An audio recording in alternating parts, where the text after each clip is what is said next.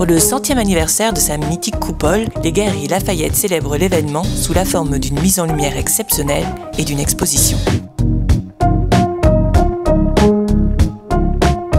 Pour honorer la mémoire de ces 100 années vécues par ce magasin, des hommes et des femmes qui y ont travaillé ici, des clients et surtout des clientes qui en ont fait la réussite, on a voulu associer deux figures emblématiques de la création contemporaine, le plasticien Yann Kersalé et l'architecte Rem Koolhaas.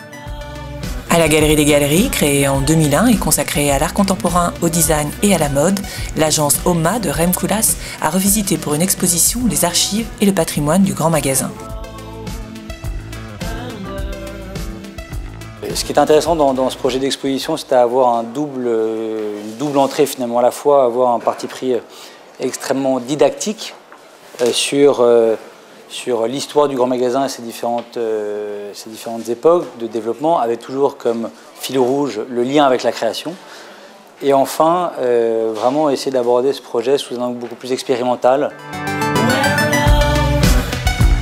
Une exposition rendue possible par la mise en place en 2008 par Florence Brachet et Philippe Houzé d'un service archives et patrimoine au sein même des Galeries Lafayette.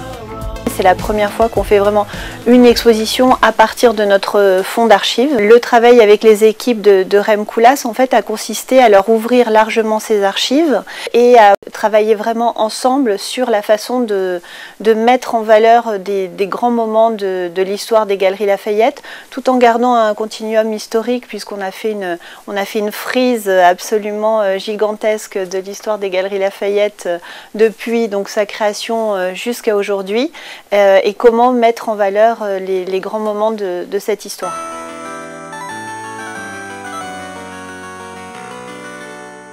« 1912-2012, chronique d'un parcours créatif, vernissage de l'exposition. Une célébration pas tout à fait comme les autres pour un lieu en perpétuelle réinvention. Exposition, mise en lumière par un plasticien, ce grand magasin, second lieu le plus visité de Paris après la Tour Eiffel, serait-il devenu une véritable institution culturelle? Aujourd'hui, les grands magasins sont devenus des lieux de médiation, des lieux d'ouverture, de culture, d'échange, de partage. Et effectivement, les gens viennent chez nous, bien sûr, pour y consommer, mais parallèlement à ça, les gens viennent également dans le magasin pour y humer l'air du temps et essayer de découvrir et de comprendre ce qui se passe en matière de création notamment. Donc aujourd'hui, on est des lieux de rencontre et d'échange, des lieux hybrides où finalement commerce et culture se rencontrent. Et la coupole pour ce grand soir a revêtu son nouvel habit de lumière. Conçue par l'artiste Yann Kersalé, cette parure chrysalide illuminera la façade tout au long de l'année pour mieux se métamorphoser au gré des saisons. Alors, à quoi ressemblera le grand magasin de demain? Quelles seront ses prochaines mutations sous la coupole? Une certitude, la chrysalide, elle, passera par toutes les couleurs pour les 6 années à venir.